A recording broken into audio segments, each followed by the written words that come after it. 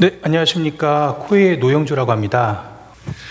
제가 오늘 소개해드릴 내용은 코웨이 IoT 서비스인 IoCare와 그리고 IoCare를 운영하고 있는 IoT 플랫폼, 저희 내부 코드명으로는 iTrust라고 부르고 있는 서비스, 플랫폼 서비스에 대해 소개해드리려고 합니다. 저희 코웨이는 IoT 서비스를 2015년부터 시작을 했었고요. 작년에 플랫폼을 좀 전환해야 된다, 마이그레이션을 해야 된다라는 어떤 그런 고민 끝에 AWS 기반으로 플랫폼을 마이그레이션하는 프로젝트를 진행을 했습니다. 오늘 이 자리에서는 그 플랫폼에 대한 경험을 좀 같이 공유를 드리려고 하고요. 좀 더 사실은 기술적인 내용들은 그 어제 세션에서 실전 프로젝트로 이야기하는 AWS IoT라는 세션이 어제 있었어요. 그래서 그 세션에는 저희 개발 PM하고 그리고 저희 솔루션 아키텍트 담당 AWS 코리아의 그 SA가 그 세션에서 발표를 했었고요. 기술적인 내용은 나중에 이제 뭐 유튜브나 그 올라오는 자료를 통해서 그 내용을 보시면 좀 더 도움을 받으실 수 있을 것 같습니다. 네, 그럼 시작하도록 하겠습니다. 뭐 간단하게 그냥 코웨이 소개 좀 드리면은요, 코웨이라는 브랜드를 아마 모르시는 분들은 아마 없으실 것 같아요. 렌탈 사업 시작한 지는 20년 됐고요. 저희 아까 말씀드렸던 것처럼 2015년부터 IoT 서비스를 제공을 했습니다. 그리고 현재 저희는 IoCare 2.0이라고 해서 상반기 중에 IoCare 서비스 리뉴얼을 좀 준비하고 있고요. 하나 말씀드리고 싶은 건 그 저희가 사명이 코웨이로 변경된 지가 5년이 넘었거든요. 근데 아직까지 많은 분들이 웅진 코웨이 또는 이제 웅진으로, 심지어는 웅진으로 이해하고 계신 분들이 좀 있으셔서 그 부분은 이 자리를 빌어서 좀 말씀을 드리고 싶었습니다. 네, 저희 IoT 제품 라인업인데요. 정수기, 공기청정기, 지금 여기 보시는 건 5종 정도인데 해외양 제품하고 그 다음에 파생 상품까지 포함하면 한 8종 정도 됐고요. 실제로 이게 초기에는 좀 프리미엄 제품에만 좀 탑재가 됐었는데 최근 들어서는 저희 전 제품 쪽으로 확대하고 있는 추세라고 보시면 될 것 같습니다. 네, 코웨이 IoCare 서비스에 대해서 조금 더 설명을 좀 드리려고 합니다. 저희 IoCare가 제공하는 고객 서비스 밸류는 리포트, 컨트롤, 케어, 익스텐션, 오토메이션, 뭐 좀 약간 이론적인 얘기긴 한데요. 리포트에 대한 부분을 좀 설명을 드리면 저희 공기청정기나 정수기 같은 경우는 굉장히 많은 센서를 장착을 하고 있어요. 그래서 뭐 미세먼지, 온도, 습도, CO2, 가스, 뭐 물, 수질, 수량, 그리고 각종 고장에 대한 센서들을 탑재를 하고 있고요. 이런 센서들에서 발생시키는 데이터들을 저희 IoCare 앱을 통해서, 서비스를 통해서 고객에게 제품의 상태를 리포팅을 해주고 있고요. 동시에 저희 뒤에서 소개해드릴 IoT 플랫폼을 통해서 제품에 대한 제어를 제공하고 있고요. 그리고 케어는 그 아까 말씀드렸던 수집한 데이터를 기반으로 고객에게 가치 있는 데이터들을 컨텐츠 서비스를 제공하는 부분인데요. 대표적으로는 필터에 대한 수명을 이제 알려주거나 아니면 고장에 대한 것을 알려주거나 또는 실제로 저희가 그 각종 그 노티피케이션 서비스가 있어서요. 해당 지역의 미세먼지 아니면은 고객 댁내 공기가 오히려 너무 안 좋아서 환기를 시키는 게 나을 수도 있다라고 판단이 되면 환기 알림에 대한 부분을 노티피케이션 해주는 기능들, 그리고 정수기 같은 경우는 실버 케어라고 해서 48시간 정도 물을 마시지 않으면 가족에게 알림을 주는 그 실버 케어 기능까지도 제공을 하고 있습니다. 그리고 저희는 최근에 그 익스텐션하고 오토메이션 쪽에 포커스를 좀 맞추고 있는데요. 워낙 스마트 스피커가 좀 핫한 그 아이템이어서 저희는 아마존 에코 그리고 네이버 클로버와 같은 스마트 스피커 쪽으로 연동하는 부분을 지속적으로 확대하고 있고요. 오토메이션이라고 하는 부분은 뒤에서 다시 한번 설명드릴 수 있도록 하겠습니다. 화면으로 보시는 게 조금 더 쉬우실 것 같아서 스크린샷을 좀 준비를 했고요. 코웨이 IoCare 서비스, 이게 저희 앱의 스크린샷인데요. 첫 번째 화면 보시면 고객의 그 현재 공기질, 그 다음에 외부의 공기질의 트렌드를 좀 보여주고 있고요. 그리고 공기질 상태라던가 그 다음에 필터의 상태 같은 것들을 보여주는 기능을 제공을 하고 있습니다. 그리고 당연히 온오프나 그 다음에 타이머, 그 다음에 모드 전환, 풍속에 대한 것들을 컨트롤할 수 있는 기능을 기본적으로 제공을 하고 있고요. 케어 익스텐션 쪽을 살펴보면 실제로 이제 필터에 대한 정보들이 이제 나오고요. 사실은 저희가 이제 필터를 가지고 고객 댁 내에 적절한 필터를 맞춤형 필터를 추천해 주는 기능도 가지고 있고요. 렌탈 사업이다 보니까 하트 서비스라고 해서 저희 코디가 집에 방문하는 그런 일정들을 사전에 이제 안내해 주는 그런 기능들도 있고요. 이게 저희가 이제 미국 같은 경우는 렌탈 사업 형태로 파는 게 아니라 시판 형태로 판매를 하고 있다 보니까 필터에 대한 그 교체 주기를 알려주고 실제 필터를 온라인을 통해서 직접 구매할 수 있는 그런 기능들을 제공을 하고 있는데요. 여기서 좀 특이한 거 하나를 좀 말씀을 드린다고 하면 아마존 대시 리플레니시먼트, 그러니까 아마존 DRS라고 저희는 부르고 있는데 이게 아마존닷컴이 아마존 프라임 회원을 대상으로 소모품에 대한 자동 배송 서비스를 제공하는 부분입니다. 그래서 예를 들어 뭐 프린터의 토너라던가 저희 공기청정기 필터 같이 주기적으로 그 소모품을 교체해야 되는 서비스인 경우에 제품인 경우에 아마존 회원이 DRS에 가입을 해 놓으면 저희 서버가 필터를 교체해야 되는 시기에 아마존 쪽으로 주문 오더를 넣게 되고요. 아마존에서는 고객에게 이메일을 발송합니다. 그래서 고객이 그 이메일에 대해서 응답을 하지 않거나 취소를 하지 않으면 자동으로 지정된 날짜에 공기청정기 필터가 고객에게 배송이 되고요. 결제도 완료가 됩니다. 그래서 최근 들어서 아마존은 이 DRS 서비스에 대한 힘을 좀 많이 싣고 있는데요. 저희는 공기청정기 카테고리에서는 최초로 그 DRS 서비스를 적용한 사례를 가지고 있습니다. 뭐 그 밖에 고장 진단이라든지 실버케어 알림, 그 다음에 아마존 알렉스나 클로버 연동하는 부분을 보여주는 화면이고요. 그 앞에서 언급했던 오토메이션이라는 부분인데요. 저희가 이제 4월에 처음 나온 제품인데 액티브 액션이라고 해서요. 공유가 광고를 하는 TBCF가 지금 열심히 방송이 되고 있는데요. 되게 많은 기능들이 있어요. 근데 이제 이 기능 중에서 저희 IO 케어 관련된 부분만 말씀을 드린다고 하면 이 제품에는 머신러닝의 강화학습 모델이 적용되어 있어서 고객의 댁 내의 공기질 그리고 이용 형태를 저희가 데이터로 축적을 해서 그것들을 강화학습 모델을 적용해서 최적의 인공지능 기술을 적용해서 서비스를 제공을 하고 있습니다. 그러니까 자동 제어가 된다는 얘기인 거고요. 한마디로 이게 자동 제어가 보통 공기청정기에 보면 자동 모드가 있어서 그냥 켜놓으면 어차피 뭐 미세먼지에 따라서 자동으로 제어되는 거 아니야? 뭐가 틀려라는 어떤 그런 질문을 되게 많이 받았는데 저희 그 머신러닝 강학습 모델 같은 경우는 오염이 되지 않더라도 선제적으로 대응하는 5분 단위로 저희가 실시간 데이터를 분석을 해서 오염이 되기도 전에 오염이 될 거라는 저희의 어떤 그런 예측이 있다고 하면 공기청정기를 가동을 시키고요. 가급적 낮은 단수로 그래서 소음도 좀 덜 나게 그리고 전기료도 좀 절감하고 그리고 제품 수명도 좀 길게 쓸 수 있도록 하는 그런 모드를 라고 이해를 하시면 될 것 같아요.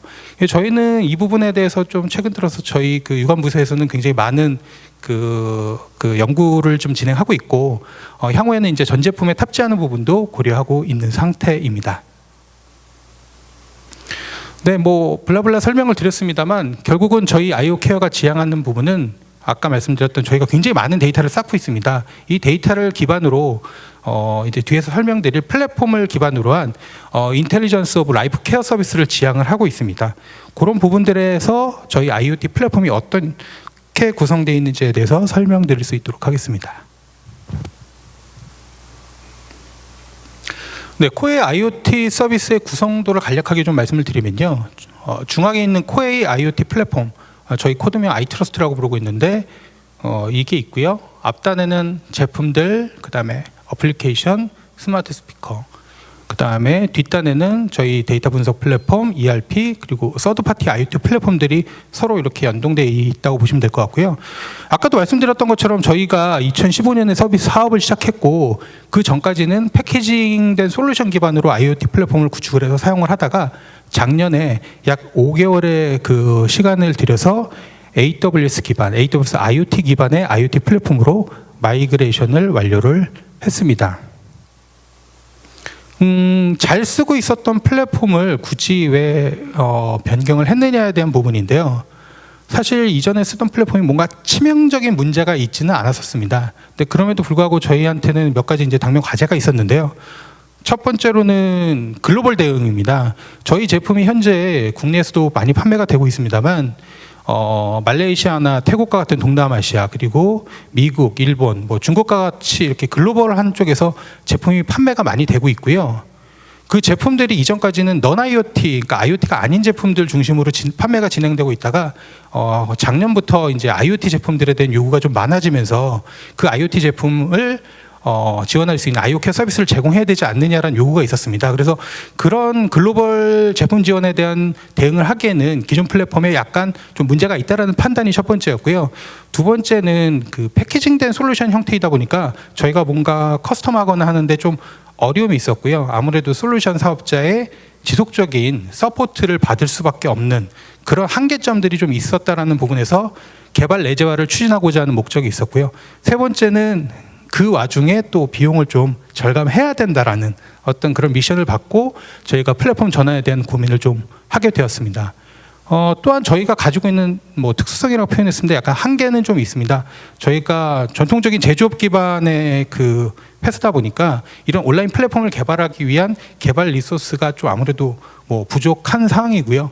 동시에 플랫폼을 바꾼다고 하더라도 기존 제품은 계속 지원을 해야 되는 문제들, 그리고 신규 제품을 또 기존 제품과 같이 같은 방식으로 지원할 필요가 없고 개선된 방식을 지원해야 된다는 부분, 그리고 저희 제품 사실 이건 코웨이 특수성만은 아니긴 합니다만 뭐 국내 아마 그 오래된 가전 사업자들은 하드웨어 스펙, 그러니까 전장 하드웨어 스펙이 굉장히 낮아요. 그래서 뭐 마이컴 기반으로 된 전장 하드웨어를 갖고 있다 보니까 뭔가 대단한 걸 적용하기가 좀 굉장히 좀 어려운 한계가 있습니다. 그래서 이런 한계를 여러 가지를 좀 고려를 해서 저희가 선택한 대안은 AWS였고요. 이런 기술적인 어떤 고려도 있었습니다만 저희 같은 경우는 사업적인 고려도 일부 있었던 게 사실입니다. 아까 미국 같은 경우는 저희가 주력 판매 채널이 아무래도 아마존닷컴을 통해서 유통을 하고 있다 보니까 아마존과의 협력 관계를 고려할 수밖에 없었던 부분이 있었고요. DRS라든지 FBA라고 하는 풀필먼트 바이 아마존, 그러니까 저희 이거는 그 아마존을 통해서 주문, 배송, 결제 배송까지 다 해주는 아마존의 서비스인데요. 이런 서비스를 쓰는 부분까지 고려해서 저희는 AWS라고 하는 솔루션을 선택하게 되었습니다. 프로젝트 추진을 할 때 이제 아까서 말씀드렸던 뭐 저희의 한계라든지 이런 것들을 고려해서 가져가려고 했었던 부분이 일단은 첫 번째로는 AWS의 완전 관리형 서비스, 풀리 매니지드 서비스 기반으로 구축을 하자였습니다. 결국 이 이야기는 서브리스 아키텍처를 적용하자라고 치환을 하면 될 것 같고요. 아무래도 아까 말씀드렸던 것처럼 저희가 이제 개발 리소스가 아주 풍족하지 못하다 보니까 최대한 개발에 집중할 수 있는 그런 환경으로 좀 구축을 해야 되겠다는 부분이 첫 번째였고요. 두 번째는 2015년 이후 그때부터 출시됐던 기존 제품을 계속 지원을 해야 되면서 동시에 앞으로 새로 나올 제품들에 대한 부분을 접속 방식을 좀 개선해야 된다라는 어떤 그런 부분들이 좀 있었고요. 마지막으로 기존 플랫폼 대비해서 성능 개선과 비용 최적화를 해야 된다라는 그런 미션으로 진행을 했었습니다. 여기 보시는 게 저희 그 아이트러스트 구성도인데요. 제품이 센싱된 데이터를 AWS 저희 이게 이번에 보니까 IoT 코어로 이름이 바뀌었더라고요. 그래서 EC를 통해서 이건 뒤에서 좀 설명드리겠습니다. 디바이스 게이트웨이를 보내고요. 이게 룰 엔진을 통해서 다이나모DB와 키네시스로 데이터를 보내주게 됩니다. 이후에 저희 이 부분은 이제 저희 비즈니스 로직과 관련된 그 어플리케이션 서버들이고요. 그리고 저희 온프레미스 환경에 있는 데이터 분석 플랫폼과 ERP로 데이터를 적재하게 되고요. 그리고 저희가 이제 거꾸로 앱이 저희 제품을 제어하거나 할 때 또 앱으로 푸시를 줄 때는 저희 람다를 통해서 API 게이트로 통로를 통해서 서비스가 제공이 되고 있습니다. 아까 처음에 언급했었던 AWS 완전 관리형 서비스 기반 구축을 했다라는 부분을 말씀을 좀 드리려고 하는데요. 일단 요 AWS IoT는 원래 완전 관리형 서비스였습니다. 그래서 요거는 계속 그러니까 저희가 애초에 요걸 선택을 했었던 이유가 있고요. 그다음 두 번째로는 원래 저희는 그 카프카를 쓰고 있었었는데 이번에 마이그레이션 프로젝트를 진행하면서는 AWS의 키네시스로 대체를 했고 DB도 다이나모DB로 로 데이터를 저장을 하고 있습니다. 그리고 API 같은 경우도 원래는 다 어플리케이션으로 다 개발했었던 부분을 AWS API 게이트웨이와 람다를 통해서 서비스를 마이그레이션을 했고요. 요렇게 완전 관련, 이거 외에도 사실은 또 뭐 완전 관련 서비스를 쓰는 게 외부에도 많습니다. 뭐 SNS도 그렇고, 저희는 모바일 인증 쪽, 그러니까 서비스 인증을 코그니토를 써서 구현을 했거든요. 그런 식으로 AWS의 가급적 서버리스 아키텍처를 최대한 활용하는 형태로 프로젝트를 진행을 했습니다. 이렇게 진행한 결과는 일단은 저희는 개발에 집중할 수 있는 그런 플랫폼의 운영에 대한 부담을 좀 덜었다라는 부분이 첫 번째고요. 두 번째는 서비스 가용성을 확보할 수 있다. 이게 스케일 업 다운에 대한 거는 어쨌든 완전 관련 서비스의 경우에는 AWS가 책임지는 부분이기 때문에 이 부분에 대해서는 뭐 저희 입장에서는 훨씬 더 그 부담을 좀 덜은 부분이 있고요. 보안도 상대적으로 뭐 AWS가 관리하는 영역이니까 저희가 보안에 대해서도 신경을 좀 덜 쓸 수 있는 부분도 있었습니다. 근데 실제로 저희가 프로젝트 해보니까 가용성이 확보됐다는 부분은 사실은 좀 여러 가지 좀 이슈들은 있더라고요. 뭐 예를 들어 저희 프로젝트 하면서 경험했던 게 람다는 서비스 리밋이 좀 있어서 리전별로 차이는 좀 있었습니다만 서울 리전 같은 경우는 한 3,500개, 초당 3,500개 리퀘스트가 제한이 돼 있어서 그거를 넘어가는 경우에는 서비스 리밋에 스로틀이 발생할 수밖에 없는 상황이었고요. 그래서 이전 그림에서 저희가 굳이 SQS를 그 사이에 넣었었던 거는 스로틀을 발생시키지 않기 위해서 퀘잉을 통해서 그런 현상들을 방지하기 위해서 그렇게 서비스를 좀 구성한 부분이 있었습니다. 그래서 AWS의 완전 관련 서비스라고 해서 100% 믿기는 조금 어려운 부분이 있더라라는 부분을 경험적으로 저희가 좀 얻게 됐고요. 마지막으로는 사용량 기반의 요금 체계. 이게 원래 AWS가 기본적으로 사용량 기반이긴 합니다만 이 완전 관련 서비스 같은 경우는 그 인프라의 디플로이와 상관없이 전부 다 이 호출량이나 트래픽에 기반해서 과금이 되기 때문에 그런 부분들은 저희 같은 사업자한테는 꽤나 좋은 장점으로 활용될 수 있었습니다. 그리고 이거는 이제 기존 제품 지원에 대한 부분인데 사실은 저희가 기존의 제품 자체가 그 실제 MQTT 지원이 아니고 TCP를 사용해서 커넥션을 맺었습니다. 그러니까 아무래도 이제 저희가 초기에 사업을 시작하다 보니까 MQTT 같은 그 IoT 표준 프로토콜을 사용하지 못하고 커스텀 TCP를 쓰는 상황이 발생을 했는데요. AWS IoT는 TCP를 받아주질 않더라고요. 그래서 이 부분에 대해서는 TCP가 들어오면 저희가 이제 익스터널 커넥터라고 하는 게이트웨이 모듈을 하나 만들었고요. 여기서 MQTT로 변환해서 주고, 신규 장비 같은 경우는 이제 굳이 EC를 거칠 필요가 없겠죠. MQTT 통신이 가능한 장비인 경우는 바로 AWS IoT로 다이렉트로 커넥션 될 수 있도록 그렇게 서비스를 구성을 했습니다. 마지막으로 성능 개선하고 비용 최적화에 대한 부분인데요.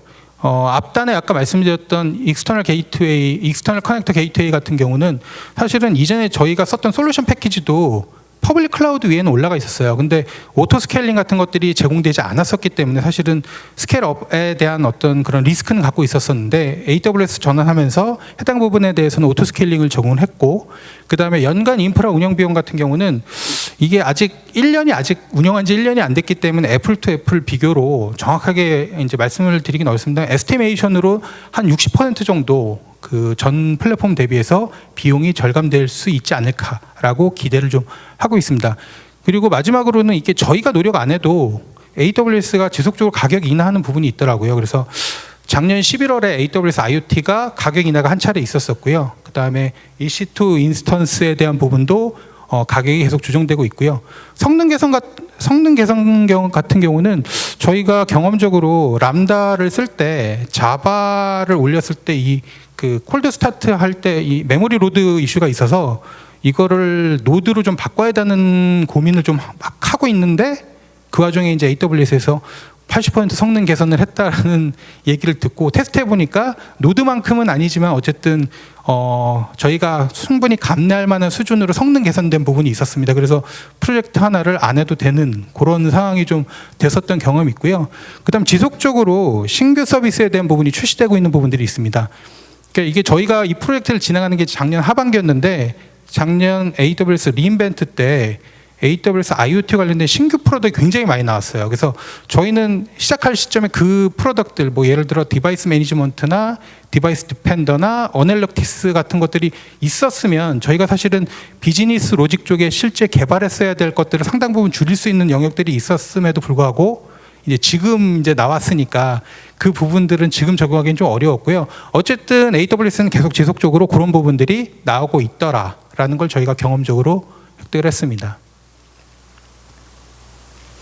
예, 향후 저희 계획에 대해서 뭐 관심이 있으신지는 모르겠지만 말씀드리면 아까 말씀드렸던 머신러닝 관련된 부분은 실제 제어는 저희 아이트러스트 IoT 플랫폼에서 하고 있습니다만 그 강학습 모델에 대한 학습이라든지 실제 제어에 대한 부분은 사실은 저희 온프레미스에서 하고 있거든요. 그래서 그런 부분들을 AWS 프로덕트 기반으로 좀 전환하는 부분을 좀 검토를 좀 하고 있고요.